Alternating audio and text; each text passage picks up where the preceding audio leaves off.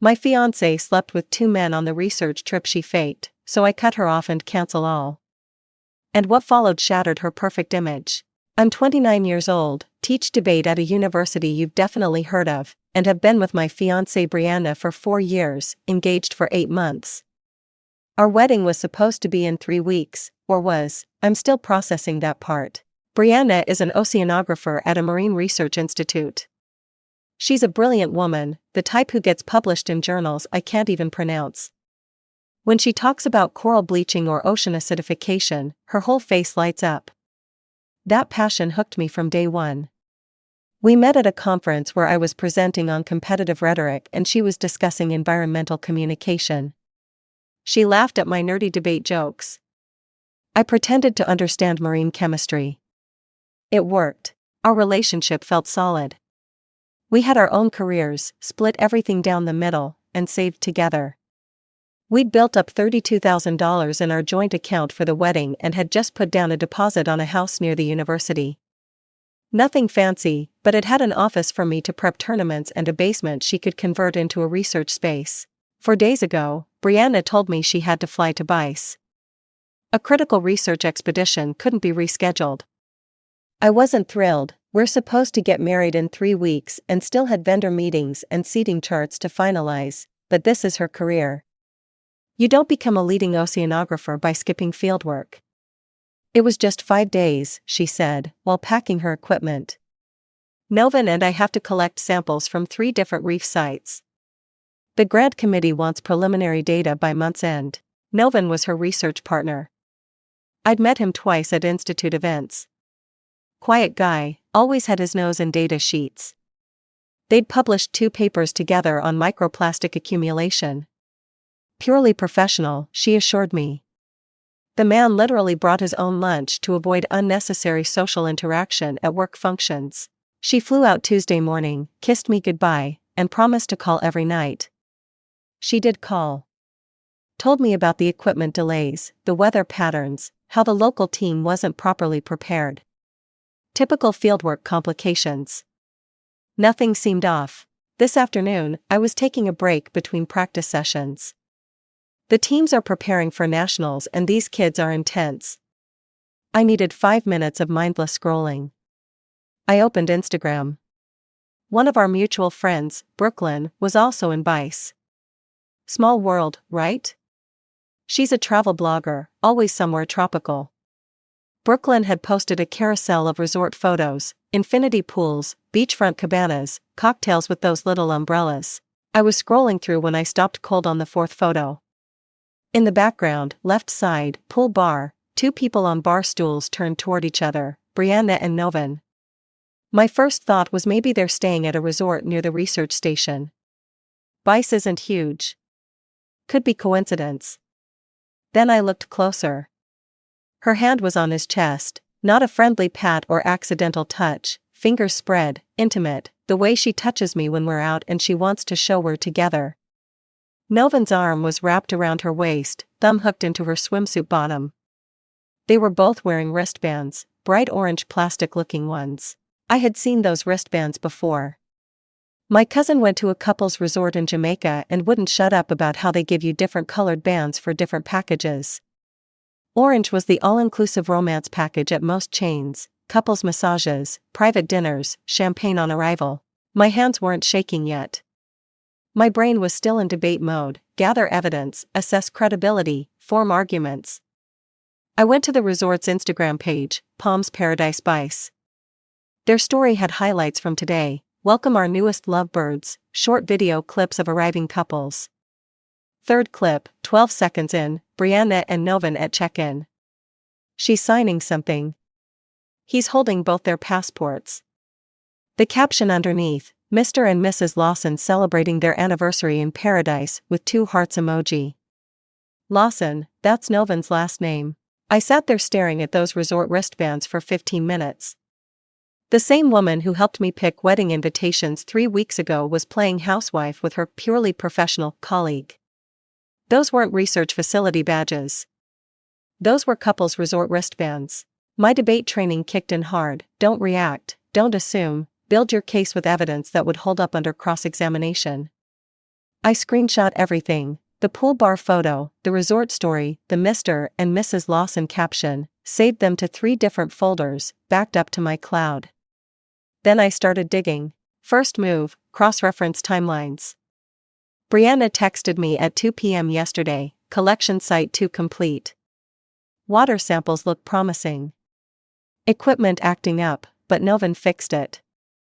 I checked Palms Paradise's Instagram from yesterday at 2:15 p.m, couples massage special happening now in our Ocean View Spa, tagged at Novan_Lawson_85. My throat went dry. I clicked his profile, usually private, but he'd gone public for the trip.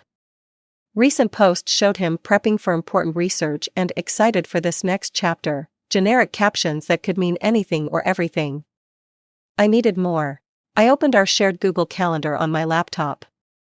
We sync everything: dentist appointments, dinner reservations, work schedules, helps us plan around each other's lives, or so I thought. There was a hidden calendar layer, BP Personal. I'd never noticed it before, probably because she'd set the color to barely visible gray. I clicked to unhide it. Hotel confirmation: Palms Paradise Bice, 5 nights, Mr. and Mrs. Lawson, booked 3 weeks ago, paid with our joint credit card, $4,800. $4,800 of our wedding money for her fake honeymoon. My stomach churned, but I kept going. Once you find one lie, you pull the thread until everything unravels. Her laptop sat on our dining table. She'd left it because airport security with research equipment is already a nightmare. I knew her password, my birthday plus her favorite number. She'd made me memorize it in case of emergencies. This qualified. Email first: nothing obvious in the inbox, but the drafts folder was a gold mine: 17 unsent emails to Novan dating back 7 months. February: last night was incredible. Can't wait until we don't have to sneak around. April: the conference excuse worked perfectly. He didn't suspect anything. June: after the wedding, we'll have more freedom. Married women take research trips all the time. After the wedding, she was going to marry me and keep screwing him. One draft from last week made me want to punch through the wall: the debate nerd is so focused on his nationals prep. He wouldn't notice if I disappeared for a month. Perfect timing for a real celebration. Debate nerd. That's what I was to her. I found their shared photo album next, hidden in her Google Photos under Portugal planning. We'd talked about Portugal for our honeymoon. She'd been researching locations. The album had nothing to do with Portugal. Vegas 4 months ago when she was at a marine biology conference, her in a cocktail dress I'd never seen, Novan's hand on her thigh at a blackjack table. Miami, her solo mental health weekend in May, sunset photos on a yacht, her bikini top, his board shorts, champagne flutes touching. Denver, visiting her sick cousin in July, mountain cabin, fireplace, wine bottles, her wearing his university hoodie. Each photo had timestamps, messages, inside jokes, a whole relationship documented while she came home to me talking about wedding centerpieces and mortgage rates. My phone buzzed: new photo uploaded to the album 2 minutes ago. I clicked it. Brianna on a hotel bed in lingerie I bought her for our anniversary, champagne glasses on the nightstand, rose petals scattered on white sheets, the honeymoon suite I'd never see. Caption: celebrating early with a clinking glasses emoji. Her smile in that photo, the same smile she gave me when I proposed, the same smile from our engagement photos hanging in our living room, the same smile that convinced me I'd found my partner for life. I ran to the bathroom and threw up. Came back to find correct 3 more photos uploaded. I won't describe them. Can't. But they were dated and timestamped, evidence even she couldn't deny. My phone lit up with a text from her: rough day at the research site. Equipment completely failed. Might need to extend the trip a day or 2. Love you. I stared at that text, at the lies coming so easily, at the wedding ring on my desk I'd been cleaning for the ceremony. Then I noticed something in the last photo's background: a 3rd champagne glass. Someone else was in that room. A 3rd glass. Didn't matter. Not yet. I had work to do. I didn't sleep that night. Didn't eat. Just planned, like preparing my team for nationals. Every argument anticipated. Every counterpoint ready. Every piece of evidence organized. First priority, protect myself financially. I logged into our joint account at 3 a.m. $32,000 sitting there, our wedding fund, our future house repairs, our life. I transferred $16,000 to my personal account, my half, left $1 in the joint. Complete drainage could be considered theft in court. The transaction would hit by morning. She'd see it eventually, but by then it wouldn't matter. Next, the house.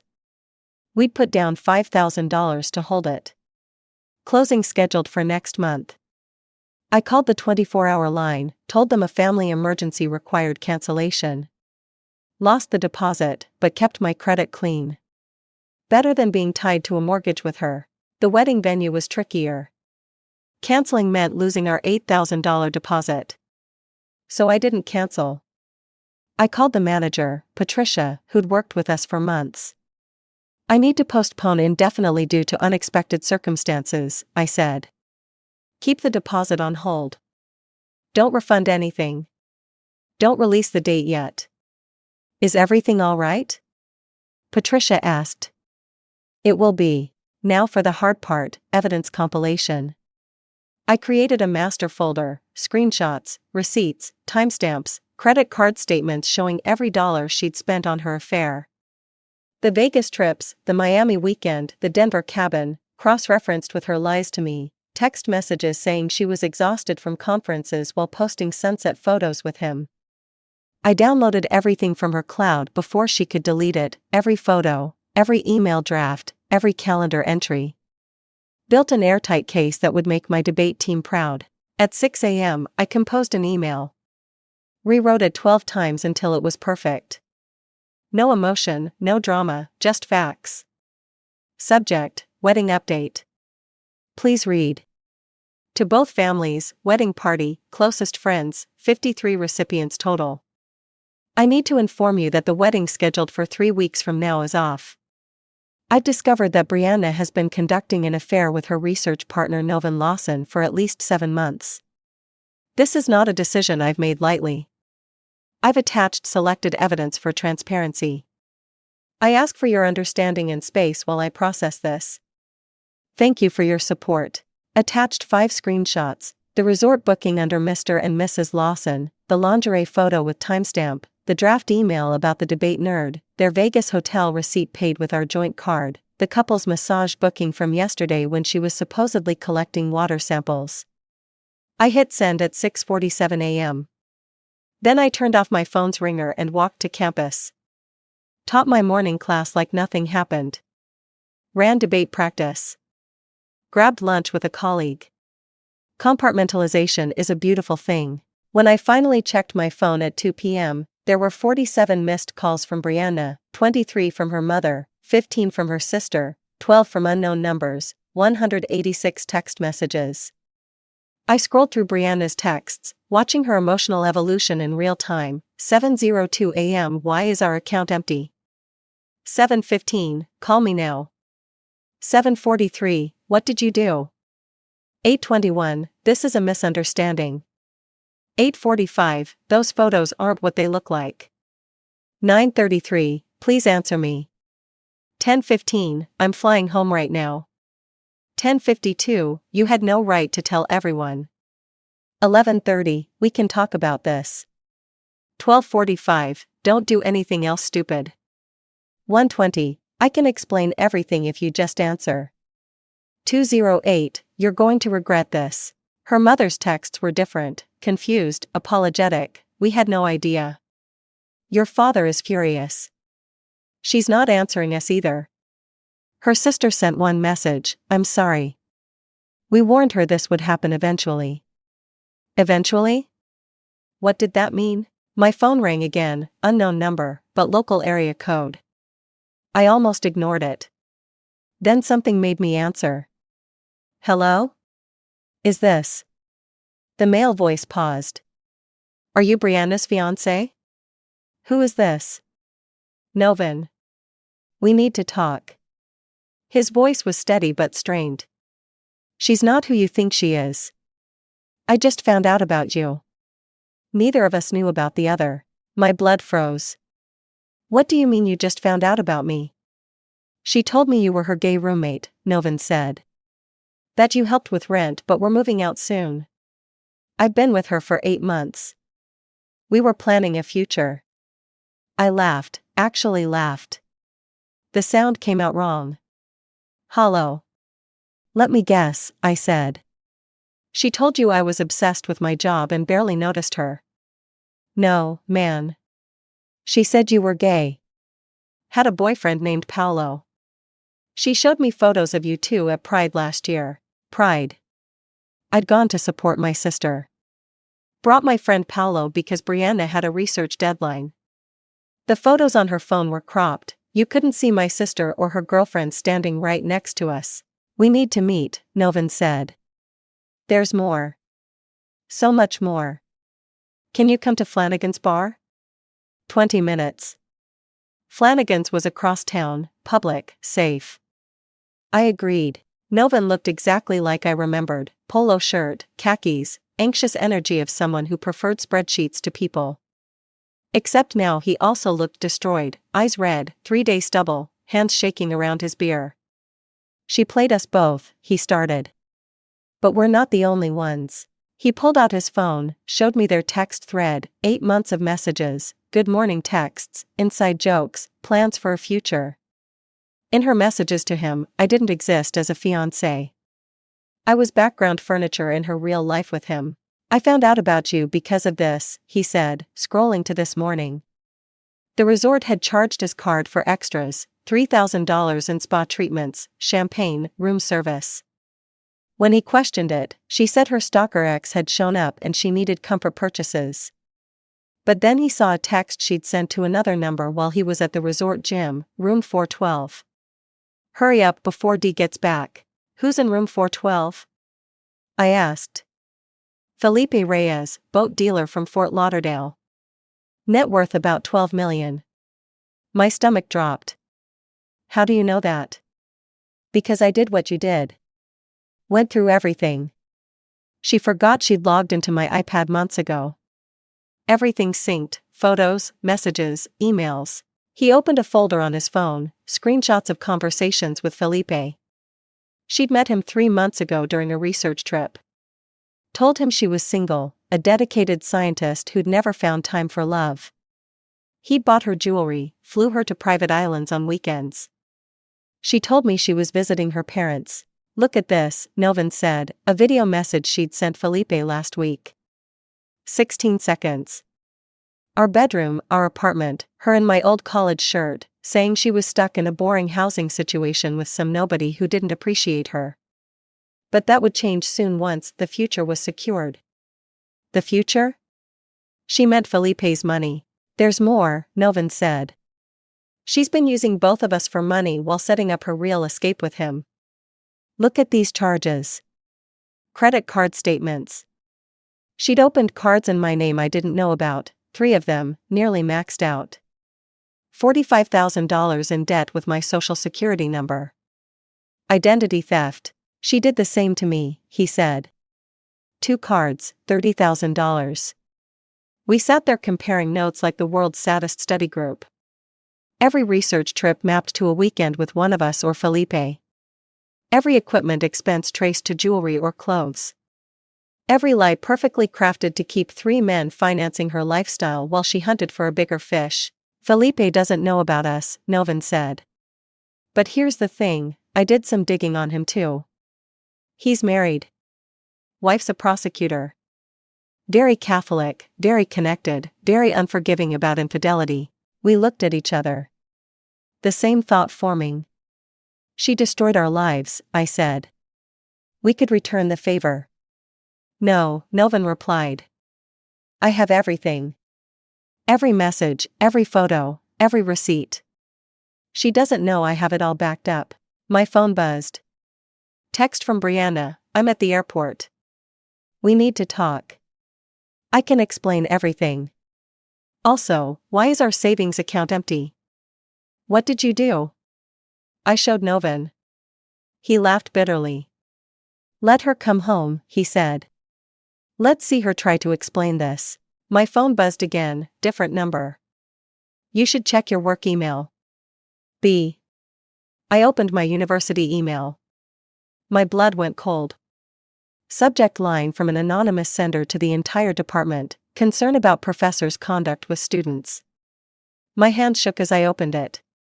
Screenshots of fabricated conversations between me and female debate team members, messages I'd never sent, situations that never happened, all sent to the dean, department chair, and my entire team. What is it? Novin asked. She's trying to destroy my career. False allegations of inappropriate conduct with students. He leaned over, looked at the screenshots. These are obviously fake. Look at the timestamps, they're all from the same minute. And this font isn't even from the university email system. He was right. In her panic, Brianna had gotten sloppy. The fabricated messages referenced a debate tournament scheduled for next month as having already happened. One conversation mentioned a student who'd graduated 2 years ago as currently enrolled. Document everything, Novin said. Forward it to yourself, your lawyer, everyone. This is evidence of harassment and defamation. I did exactly that, then texted Brianna back, coffee shop on University Avenue. 1 hour. Come alone. You sure about this? Novin asked. She wants to explain. Let her. I'll be recording everything. One-party consent state. Novin nodded. I've got something to handle too. Felipe needs to know who he's really dealing with. Good luck. I arrived at the coffee shop 30 minutes early. Picked a corner table where I could see everything. Started my phone recording, placed its screen down between the napkin dispenser and sugar packets. She walked in dragging her suitcase, looking nothing like the woman I'd proposed to. Hair unwashed, makeup smeared, wearing the same clothes from her Instagram posts 3 days ago. The oceanographer who gave presentations to hundreds now looked like she'd been crying for hours. She sat down without ordering anything. Started with tears. I'm sorry. I'm so sorry. It just happened. Which part? I asked. The 7-month affair, the 3 maxed out credit cards in my name, or the email you just sent trying to destroy my career? Her face shifted. The tears stopped instantly. You went through my computer, our computer that we bought together with our money, which you've been stealing. I wasn't stealing. I was investing in our future, with Novin or with Felipe. The color drained from her face. How do you? Novin and I had a very enlightening conversation. Compared notes. Interesting how you told him I was gay. She tried another angle, anger now. You had no right to tell our families, to humiliate me like that. Humiliate you? I pulled out my tablet, showed her the screenshots. Let's talk about humiliation. I showed her everything, the receipts, the messages to Felipe calling me a nobody, the credit cards in my name, the video from our bedroom.